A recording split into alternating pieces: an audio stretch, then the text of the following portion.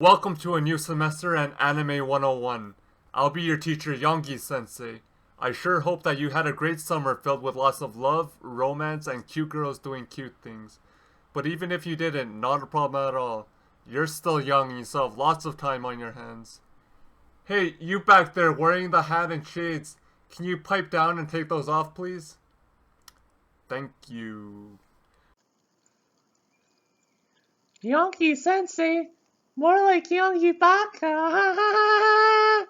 Oh, hi, hi, hi. As I was saying, welcome to a new semester in Anime 101. We have lots to discuss, so get your notes ready and let's begin.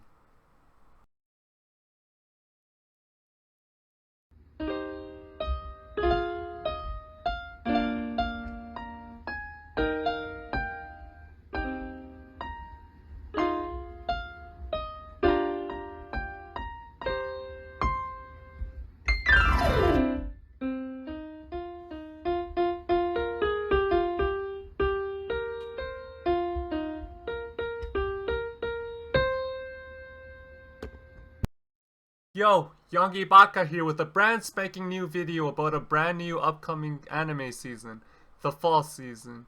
Can you believe it? It feels like just yesterday I was yammering on about taxi driving walruses and picking up high school runaways. If you have no clue what I'm talking about, you have a lot to catch up on. But you can conveniently do so here on my YouTube channel by watching my previous videos. Spring was good, summer was good too, and fall's on deck. I just wanted to mention that this summer season has been absolutely packed. In fact, a few days of the week had at least 3 new anime releases of interest. If you know, you know. As an anime fanatic myself, I feel blessed, yes, but can't help but worry about the strain that it puts on animators and the production teams. Gods amongst men, truly they are. Will the fall season continue the trend and give me little to no time to explore my ever-expanding to watch list?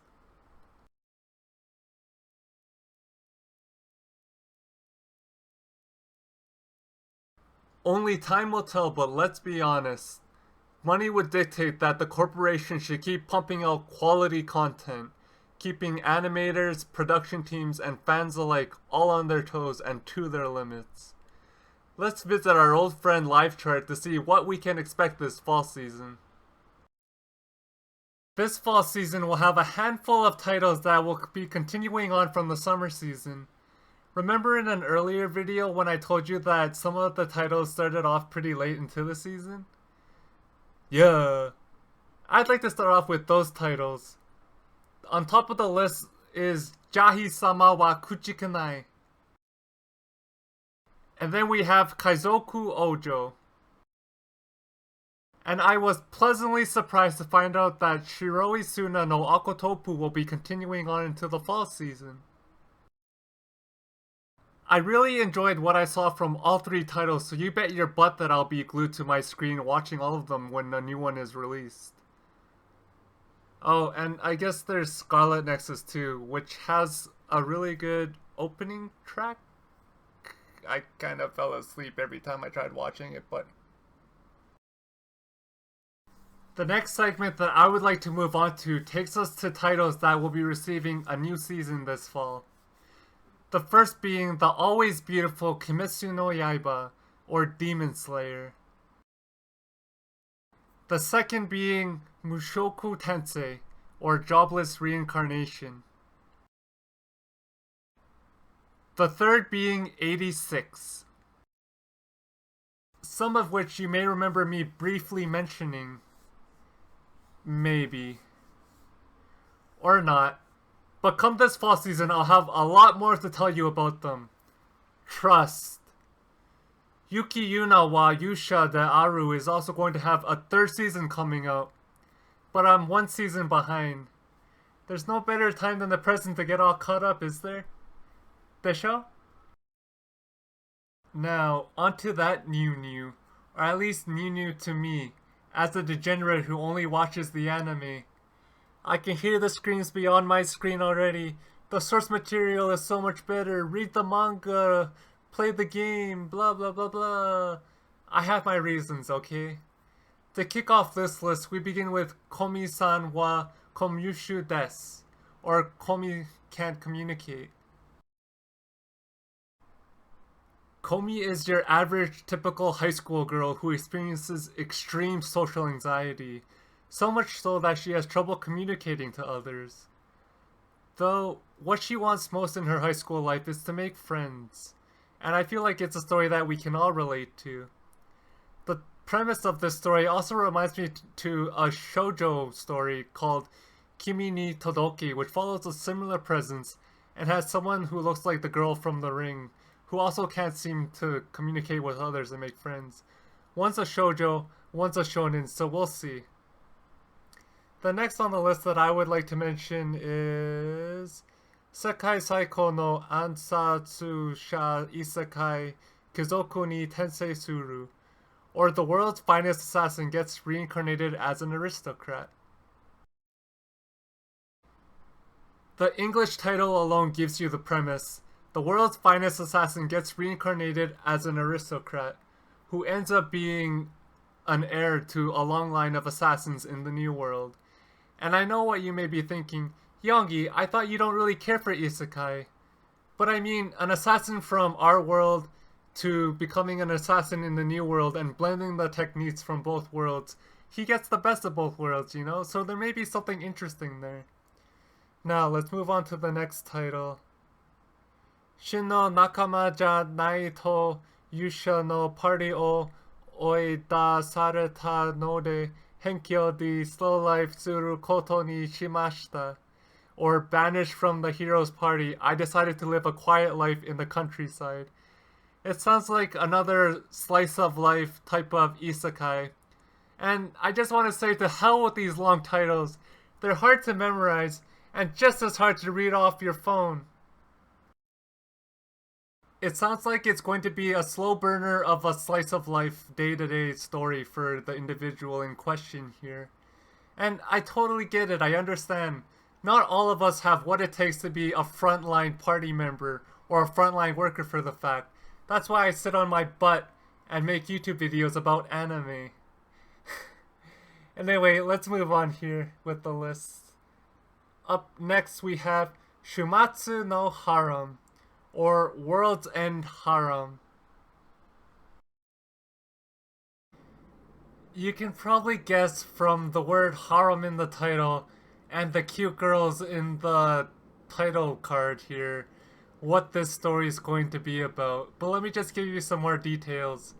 In a futuristic world, for every billion girls that there are, there's only one male. So it's probably going to be ecchi, it's probably going to be erotic, and it's probably going to be everything that a degenerate would love. But look, sometimes harems can be really meaningful stories too, and really not really most of the time, but that's okay. I'm lonely, okay? Let's move on to the next title here with Saihate no Paladin, or The Faraway Paladin. A young boy who is removed from humans grows up amongst demons and ghouls, and he decides to become a paladin, learning of the world from their perspective and shaping his own sort of conclusions. It's going to be, what I feel, a really touching story, so I'm really looking forward to this one. Let's move on to the next one, Platinum End. When I first heard about Platinum End, it was on Instagram a couple of months ago, and they were talking about how it's a dark and harrowing tale. If I remember correctly, let me give you some context as to why that may be. A young middle school boy, on the date of his middle school graduation, decides to jump off the roof of his middle school. He is instead saved by an angel. And that context alone gives you a kind of look into the gravitas of how dark the story can be. I'm looking forward to how dark the story can get from there on. But anyway, let's move on to the next title here. Let's see, what do we have? Mieruko-chan. Mieruko-chan is your typical high school girl. The only thing that's atypical about her is that she sees ghouls, demons, and goblins wandering around that only she can see, maybe? I don't know. I don't really know too much about the premise, but I do know that it's listed under horror and thriller and all of those good kind of genres that I do enjoy, switching up from the rosy colored slice of life type of anime that you hear me so often talk about. That's all I can tell you right now, but I'll tell you more if it's any good. Let's move on to the next title here. Tact OP Destiny, or Tact Up Destiny. Tact OP Destiny. Tact OP Destiny follows the story after a meteorite hits the world, and as a result, monsters start spawning. A group of girls, who are musicians by the way, take it upon themselves to combat the monsters. I mean, cute girls doing cute stuff, music is checking off a lot of the boxes that I enjoy, but we'll see if this is any good to follow up with. If it is, you'll hear more about it, I'm sure. Let's move on to the next on the list here. Senpai ga urusai kohai no hanashi, or my senpai is annoying. And I really do hope I got the accents right in my Japanese there. From what I can tell, it's going to be a pretty lighthearted rom-com with the occasional teasing. And it all takes place in the workforce because the characters are of age, which means that I'll lead to more situations that are a bit similar to me in my current life stage as a corporate drone, because I'm no longer a high school student, as much as I wanna be. I'm not jealous or anything. Baka. Anyway, let's go on to the next title here with Blue Period. Blue Period follows your average typical male who's very studious and proper and mature and all of that good stuff.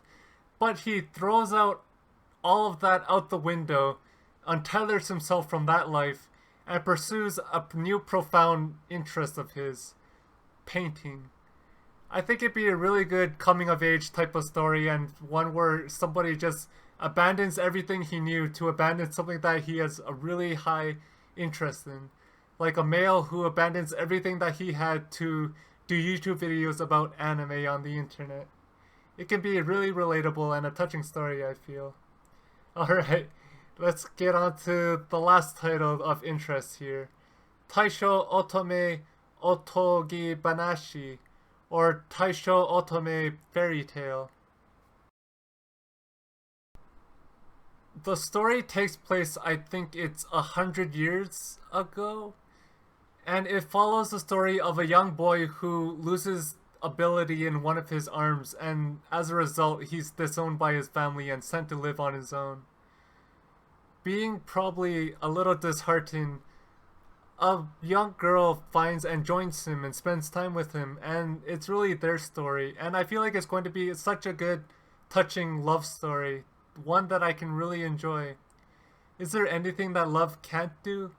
I always ask myself this, and anime always reminds me that the answer is no. There is nothing that love can't do. Yes, you back there whose hat and shade somehow found a way back onto your head. You look ridiculous. Do you have a question? Sensei, what about Deji Meets Girl? It sounds like it's going to be a really cute slice of life story about a girl who lives in the countryside and works for her family's hotel. There's also going to be Pura Ore, or Pride of Orange, which is cute girls doing cute stuff. And they play hockey. You're Canadian, right? You like hockey, don't you? Oh, hi. How did those get there? Yeah, those two titles do sound interesting. One of them was actually on my list that I forgot to talk about today. Thank you for letting me know. And yes, I am Canadian. I'm glad to know that somebody's doing the required reading. Well, those are all of the titles that I'll be looking forward to this fall season, and those that will be keeping me busy and at my limits when it comes to anime. I do again apologize to my ever-expanding watch list that's probably going to be neglected even more so now. But I am looking forward to all of the titles mentioned. I do just want to point out that I didn't really do too much prep or script writing for this video. I wanted to just give you sort of my raw thoughts on the titles that were mentioned today, and why that I may be captivated by them and really interested in them. I may have got some of the facts wrong, and only time will tell and correct me, so I hope that you come along with me on this journey, and we can talk about all the nuances and the anime together and have meaningful discussions about why anime is such a beautiful medium and why we love it so much. There's also a certain anime movie coming out this year, but it may take its sweet time to make its way overseas. Mum's the word for now. Shh. If I do end up watching it, you'll definitely hear about it. All you need to know for now is that it's one of the first anime I ever watched when I first got access to Netflix. But again, mum's the word. Shh.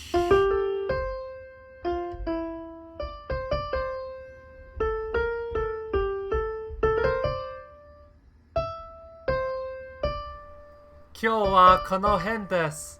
ありがとうございます。ずっと元気でいてね。じゃあ、またね。バー。アニメビデオの合間に休憩を取る。はっはっは。エクスプローション